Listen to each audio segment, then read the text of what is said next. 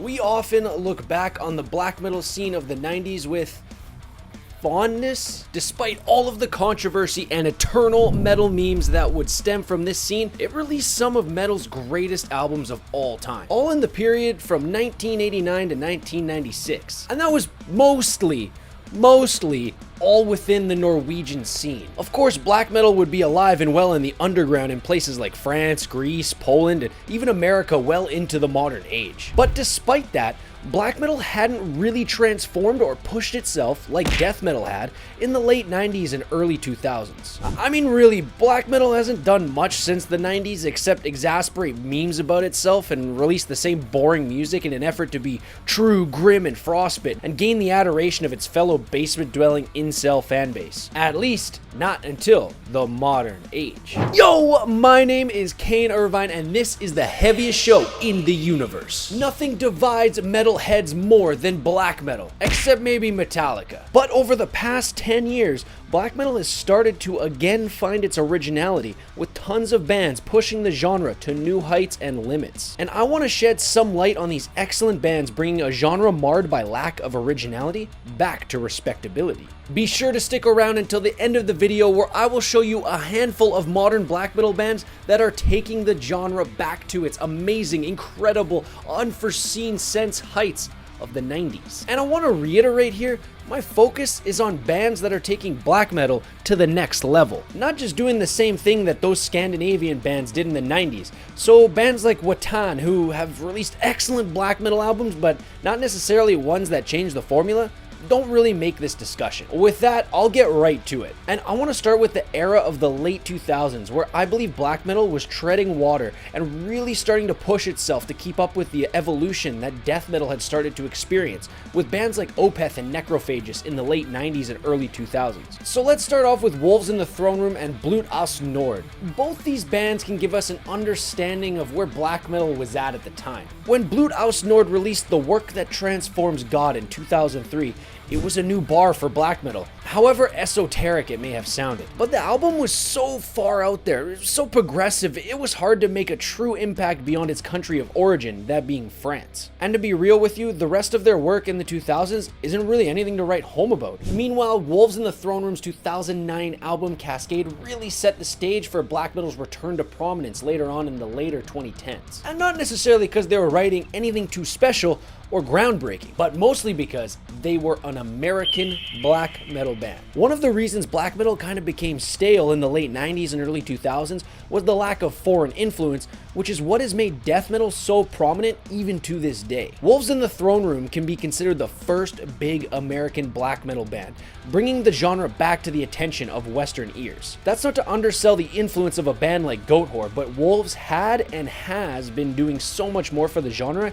in terms of artistic influence and boundary pushing. Now here's where I usually go, you gotta check this out, and post like a 15-second clip of the music from the album, but in this case, the songs are so long that a 15-second clip won't give you the full extent of what that song is trying to pull off. So just go check out the whole album on your own. You know how when you're boiling water and it's starting to steam a little bit, and you're waiting there with your bag of pasta for the water to reach a fever pitch and just finally boil over? Well, at the start of the next decade, that's exactly what the black metal scene was like. All the black metal fans just waiting there for some band to come and boil over the entire genre and revolutionize it. And that's exactly what happened in 2013.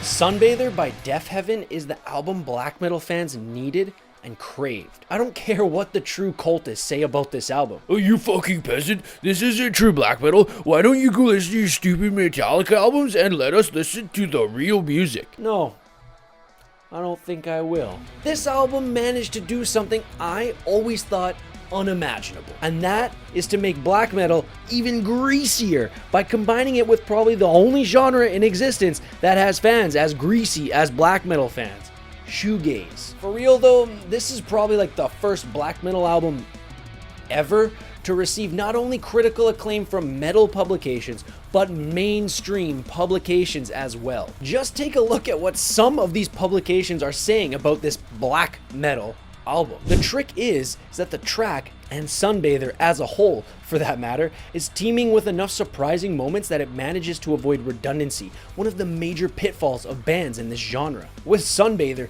Deafheaven have made one of the biggest albums of the year, one that impresses you with its scale. It has the ability to capture the attention of people who don't normally listen to heavy music. Sunbather, the second LP from San Francisco black metal modifiers Deafheaven, sculpts the anxiety, torment, and potential release endemic to their genre into a crafty package that lasts about as long as an episode of Homeland or Mad Men. But despite its spans of roiling drums, serrated vocals, and brushfire guitars, this shouldn't be mistaken as some wintry Scandinavian screed.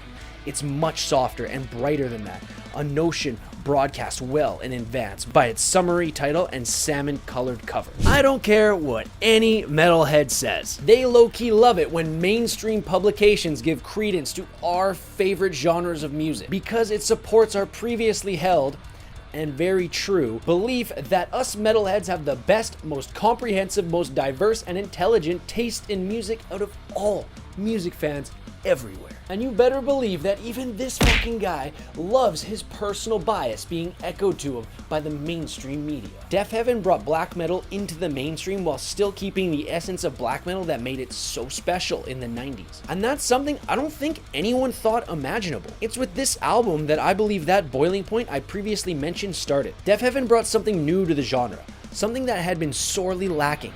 Something that death metal had done multiple times over by the time Sunbather's release in 2013. But what made black metal so prominent in the 90s wasn't always necessarily the music itself, even though at that time it was new and unique. It was actually all the shenanigans surrounding that scene, and in 2013, that shit don't fly. People are just gonna think you're an edgelord tryhard loser. And that was kind of the essence of black metal back in the 90s. But regardless, black metal needed something truly evil and powerful to help it pass over that boiling point that Deafheaven had brought it to previously. And Sunbather was great, but in a way, it was a little too mainstream. Black metal needed one of its greats to bust down the door with something truly brutal, grim, and groundbreaking. And if burning churches, murdering people, and sacrificing animals would be looked at as cringe and tryhard, they had to rely solely on the music to bring that evil essence back to the music. And there's only one band that truly had the skill to write truly evil music that wasn't completely cringe, contrived, and filled with typical metal tropes.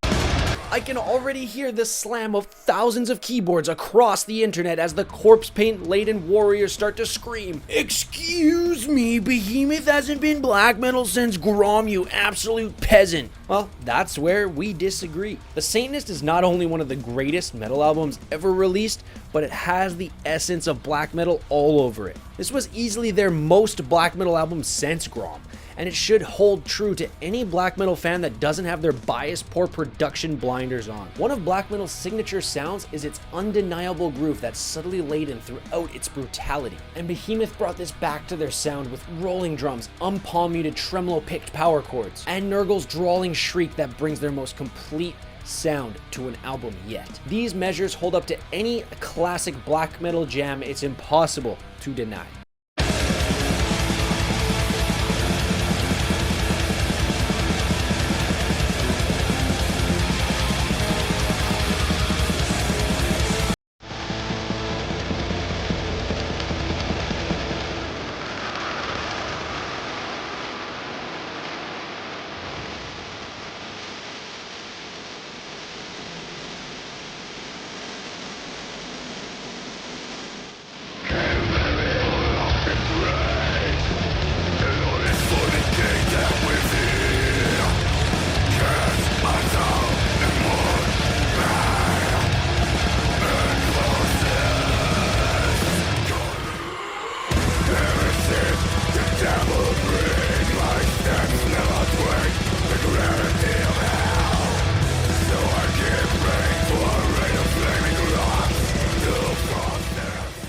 It's this album, with all of its critical acclaim, that brought black metal back to prominence for a vast majority of metalheads. Not just the typical black metal crew. The dynamic range and enveloping atmosphere of this album are what make Behemoth the torchbearers for modern black metal, and the standard which I think all modern black metal should be judged. This album, in my opinion, breathed new life into black metal's overall impact on the metal scene. This album brought black metal once again into the discussion on top of every metalhead's mind. It was the most critically acclaimed metal album of the 2010s, along with Sunbather, proving that black metal had once again returned to the top of metal's consciousness. Sunbather may have come before it, but its shoegaze-inspired mix wasn't enough for the purists.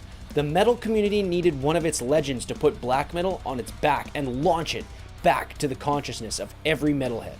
And that's exactly what Behemoth did with the Satanist. And this, my friends, is where black metal finally boiled over into its most creative and influential era since the original Norwegian scene of the 90s. On the back of the Satanist, black metal's new children started to blossom. Bands like Guerrera, Spirit Possession, Ghostbath, Zeal and Ardor, and of course black metal's newest darling, Black Braid, have catapulted themselves to the forefront of black metal's charts with their influential, refreshing takes on the genre of black metal. All of them coming on the heels of Sunbather and the Satanist. For instance, here's Spirit Possession's traditional heavy metal influenced classic black metal sound.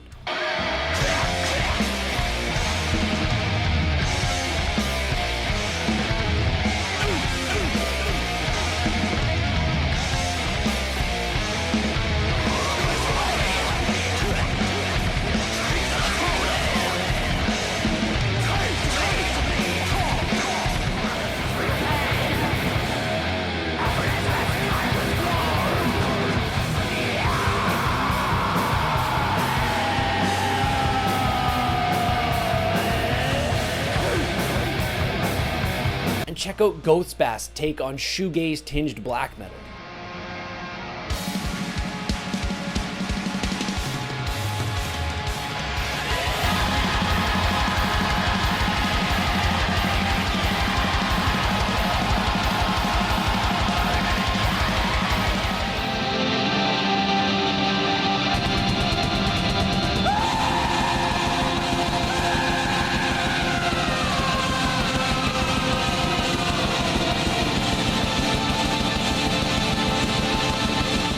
Can't miss out on the indigenous themes of Black Braid woven so eloquently into the inherent atmosphere of black metal.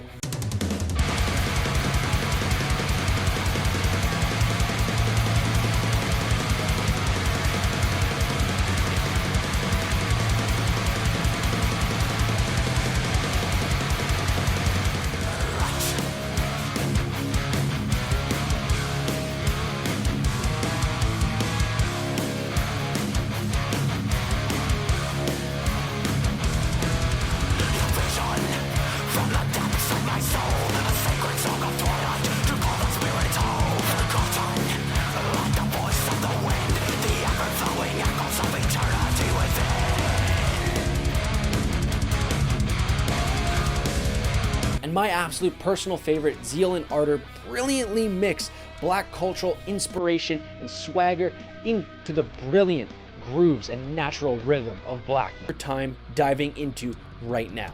Black metal is more alive and well than at any point in its entire history. And there are so many bands taking advantage of the resurgence that was spearheaded by Behemoth and Deafheaven. Look, I used to hate black metal. I thought it was absolute dog water. But this latest resurgence has completely changed my mind on black metal and turned me into a basement-dwelling incel as well. And you can be too if you give this latest era of black metal a try. Thank you so much for watching. If you love black metal, you can also check out this video I did on how Bathory created the first black metal album ever. Or if you kind of like the lighter stuff, I recently did a video on the history of Volbeat and how they came to be, and you can check that out right here. I hope you enjoyed the video. We'll see you next time, and as always, long live metal.